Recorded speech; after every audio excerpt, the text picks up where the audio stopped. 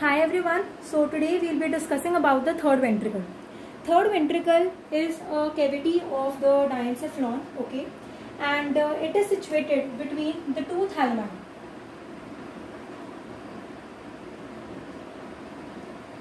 The location of this third ventricle is that it is situated between the two thalami, okay, and this cavity of the third ventricle is lined by ependyma. Ependyma is a ciliated columnar epithelium, okay, and it is also traversed, the cavity of the third ventricle is traversed by the interthalamic adhesion.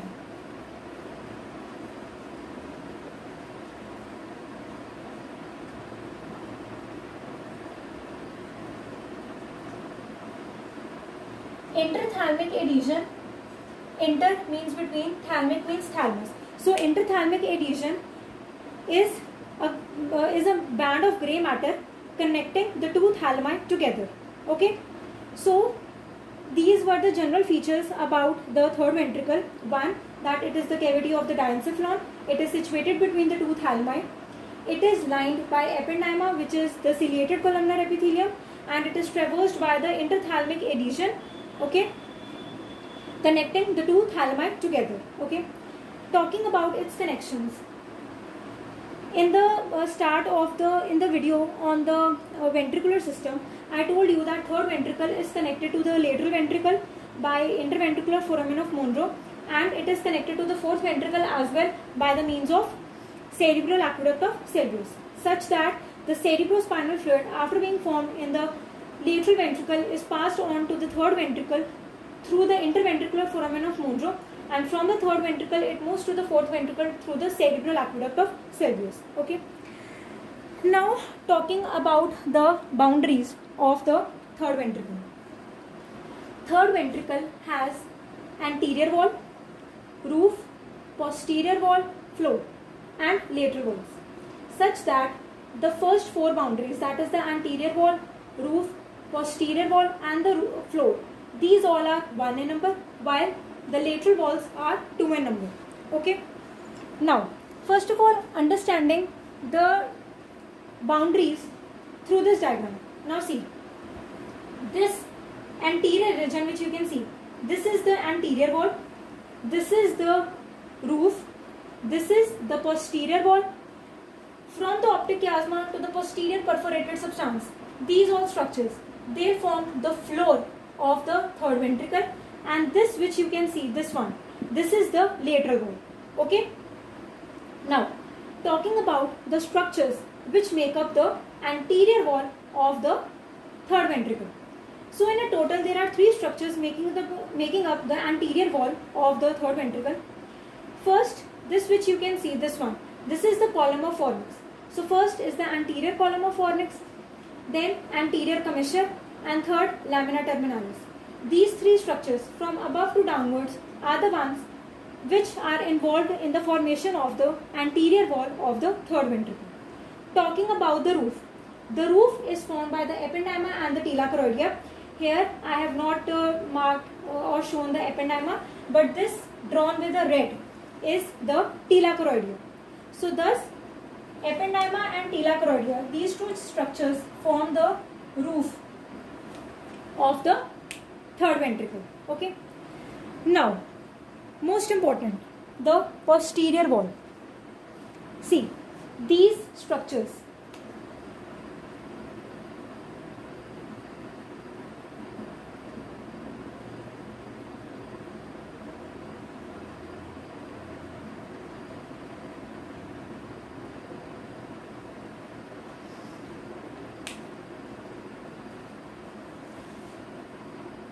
okay, so the posterior wall.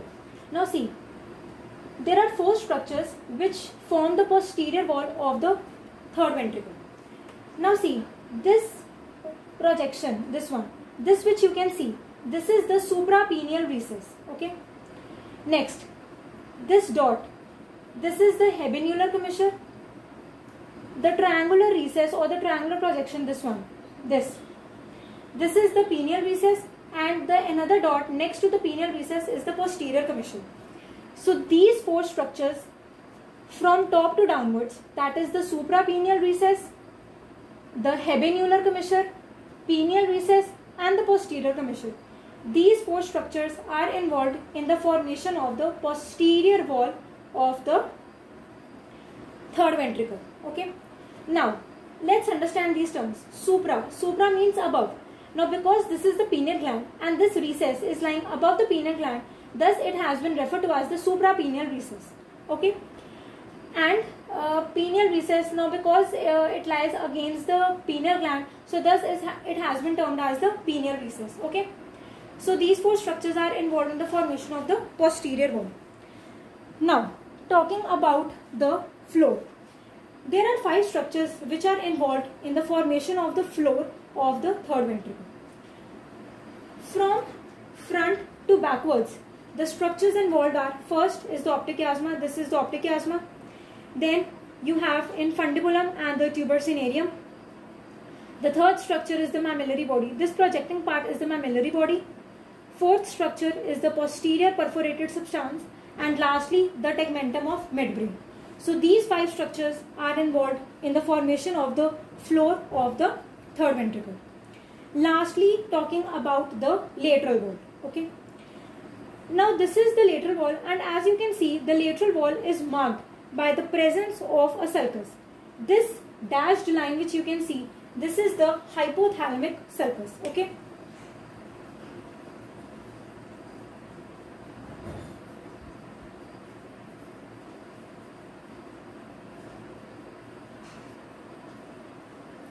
It is the hypothalamic sulcus. So you can see that lateral wall is marked by the presence of a hypothalamic sulcus.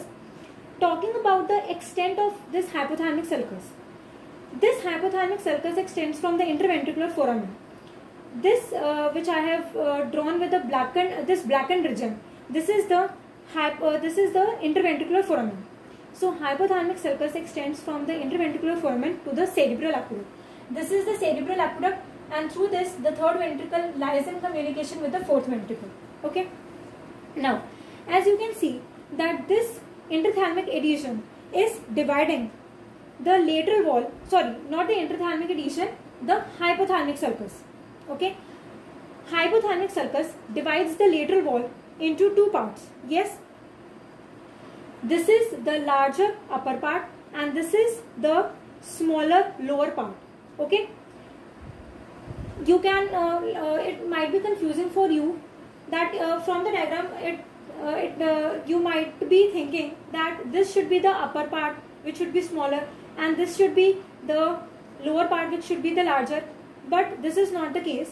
In fact, this is the larger upper part and this is the smaller lower part. Okay. So these were all the boundaries of the third ventricle. From the diagram, it is very clear that the anterior wall is formed by the column of fornix, anterior commissure, lamina terminalis, roof by the ependyma and tela choroidea, floor by optic chiasma, infundibulum, mammillary body, posterior perforated substance, tegmentum of midbrain, the posterior wall by the suprapineal recess, habenular commissure, pineal recess and the posterior commissure, and lastly the lateral wall marked by the presence of the hypothalamic sulcus. Okay. So this was all about the boundaries of the third ventricle. Okay. And there is a short topic, the recesses of the third ventricle.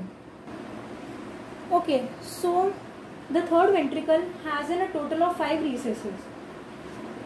The first one marked is the infundibular recess. The second is the optic recess. The third is the anterior recess. Fourth, which takes part in the formation of the posterior wall, is the suprapineal recess. And fifth is the pineal recess. Okay.